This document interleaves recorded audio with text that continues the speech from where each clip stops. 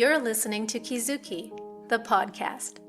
I'm Mae Yoshikawa, and I define the Japanese concept of Kizuki as the following. Kizuki. 1. A moment of epiphany, an aha of realization or insight which opens the knower to a new dimension of truth that was formerly unknown. 2. Steps in an incremental growth of awareness, resulting in a movement from ignorance to greater awareness of the bigger picture. A kind of knowing that cannot be undone, that cannot be unrealized. As a longtime yoga and meditation practitioner, a world traveler, and curious self-explorer, I'm obsessed with Kizukis. Listen on each week for inspiring and enlightening stories that may just tip you over for your next aha. On this week's episode, A Lone Wolf No Longer.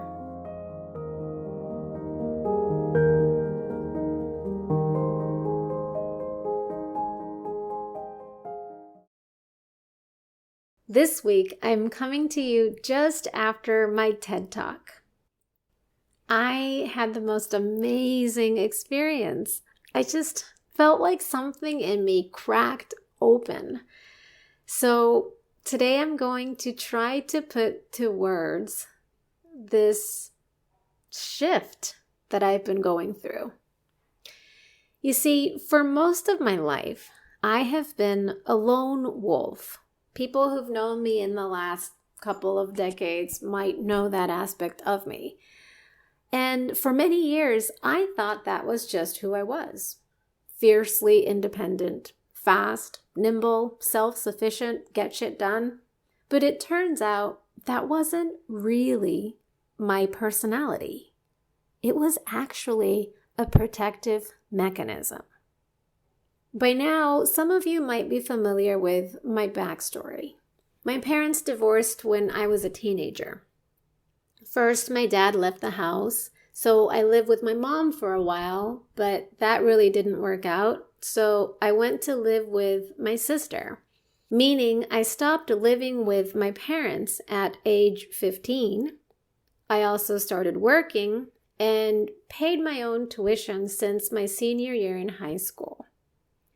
That means I learned early, maybe too early, that I couldn't really count on anyone.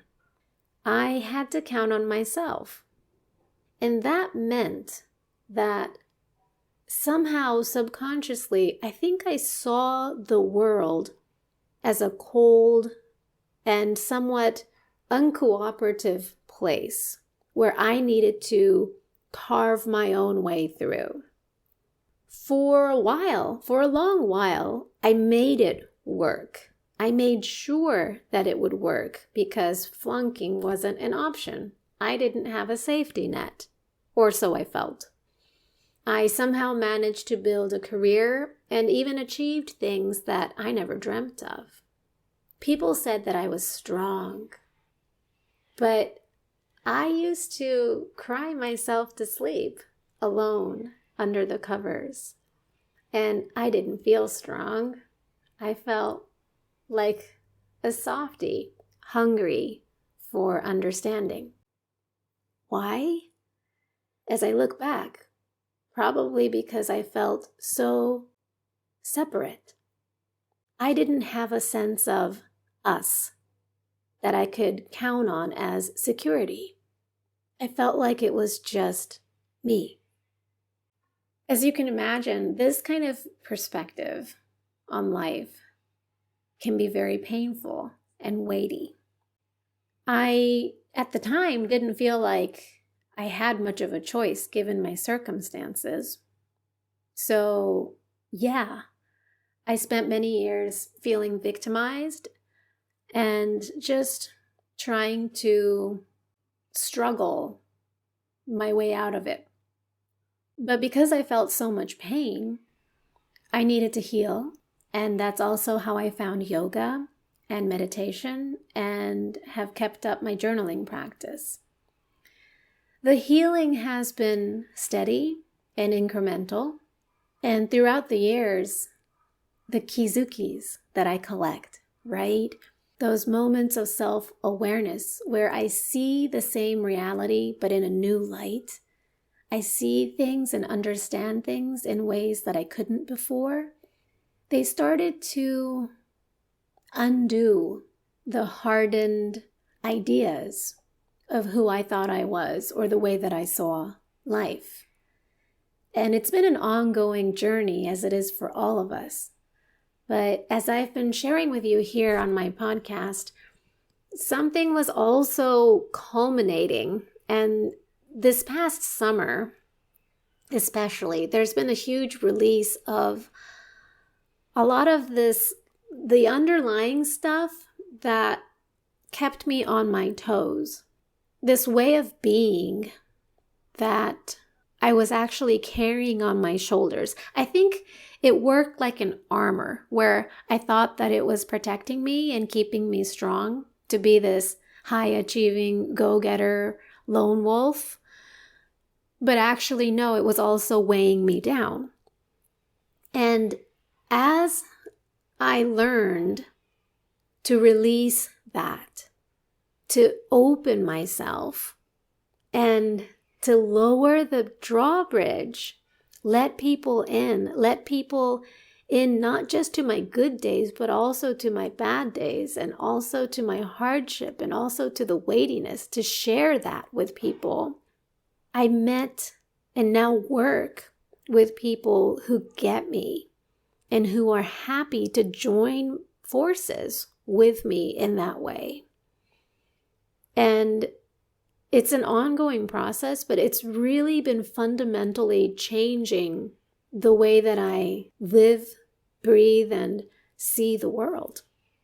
So in preparing for this TED Talk, I approached it very differently this time. Instead of treating it like it was my TED Talk and my opportunity and my time to shine or whatever, I decided to include and involve everyone along the way.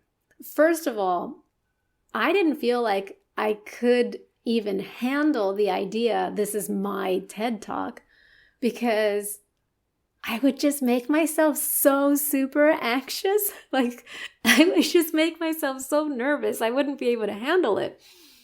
So I needed to feel like this is for the team. Like I'm talking about Kizuki to a global audience because I think it's a universal concept that can help people and that matters because everyone has a Kizuki story or many.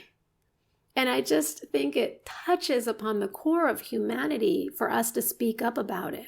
So in walking into the process of preparing for this TED Talk, I told all my friends, I shared about it on Instagram and to my community here in Japan. I invited people to ask me questions about it, and I spoke about my fears and my nervousness. I contacted my old university professor to see if I could get a big room, a big space at my old alma mater for a practice opportunity. I let people witness me in my messiness. And each time someone said, "Sure, Mae, I'll listen to your practice," or "Sure, Mae, I'll, step out of my regular routine to see what I can do to help you." And like my university professor who helped me to get a big space for my practice. All of these people became the wind beneath my wings. And so when I finally stood on that stage, I had all of them behind me. I felt held. And when I looked out into the audience, whose faces I couldn't see because the lights were so freaking bright, instead of seeing them like a me against them kind of, I need to perform for them or I can't make mistakes because they might judge me, I wanted to see them like my friends and like I had a gift to give them. So I not only felt held by the people behind me, but also in front of me, my team inside me, and my community that are already like in my heart. The people who've walked with me already for years. So in that moment, I felt like I became the node in a web woven between past and future, inside and outside, Japan and America, self and collective humanity. And all of that just cracked me wide open. As soon as it ended, I couldn't hold back the tears because I just felt like finally I did it. Finally I did the thing that I'm here to do. And I quickly recorded videos of myself because I wanted to thank the people back home who I knew were rooting for me. And, between the sessions and after the event was over, many people in the audience came up to me saying that they felt my soul, or that I had a presence about me that they could feel, or that something in the talk resonated deeply with them. And it was just this vivid confirmation of how Kizuki speaks to everyone. Everyone has awareness. We're all made of awareness, and everyone has these moments of clarity, of honest seeing that isn't bound by culture or language or the way that we're taught by the world. It's just in us innately. And I think it's rekindled and reconfirmed my faith in humanity. And I am a lone wolf no longer. Because strength isn't about standing apart and pulling through on your own. God, I want to hug myself for all those years where I thought I was so alone. Because strength can be about standing open. So I lay my story to you. I give it to you.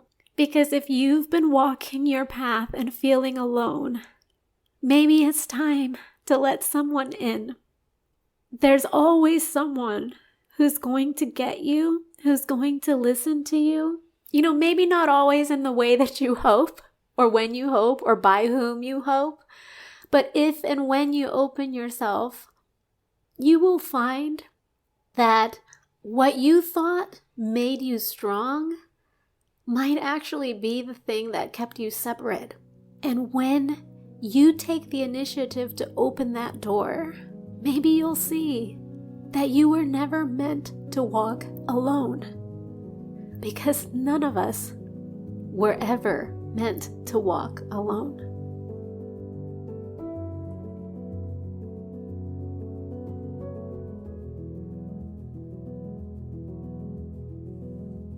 Thank you for listening. I have a special announcement. My very first online Kizuki journaling session in English is happening on the evening of November 11th, 2025, for those of you in North America or that side of the world, and November 12th, 11 a.m. Japan Standard Time. It's a short 45-minute program, and everyone is welcome. Registration is open now. It's at maey.live under Sessions. Unlimited replay is available for everyone who signs up. But if the time works for you, I would so love to see you on Zoom.